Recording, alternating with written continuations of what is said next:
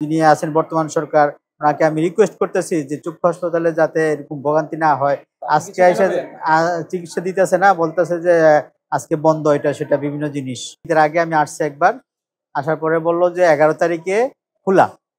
11 তারিখ খোলা। আমি এই যে কুমিল্লা থেকে আসছি, আমার এত কষ্ট হয়েছে, টাকা পয়সা এটা সেটা, আমি গরিব মানুষ, তারপরে আমাকে চিকিৎসা দিতেছে না, এটা আমি মানে মানসিকভাবে খুব দুঃখিত, খুব খুব ব্যথিত আমি। যিনি আছেন বর্তমান সরকার, ওনাকে আমি রিকোয়েস্ট করতেছি যে চক্ষু হাসপাতালে যাতে এরকম ভোগান্তি না হয়।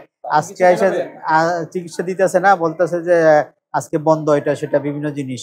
আমরা দূর দূরান্ত থেকে আইসা যদি আমরা চিকিৎসা না পাই, তো এই জায়গায় সরকারের কার্যক্রম ব্যাহত হচ্ছে। মনে করেন যে কিছু সংখ্যক ডাক্তার আছে, তাদের মনে করেন যে লোভের জন্য করে এক একটা কথা বলে তারপরে এক একটা রুগী করে ছেড়ে দেয়, কিন্তু আসলে আমাদের যে সঠিক ট্রিটমেন্ট, চিকিৎসা, সেটা আমরা পাচ্ছি না। রেমিটেন্স যোদ্ধাদের ঢাকায় বিশেষ ছাড়ে রেডি ফ্ল্যাট দিচ্ছে শতভাগ বিশ্বস্ত ও নির্ভরযোগ্য প্রতিষ্ঠান প্রবাসীর সিটি।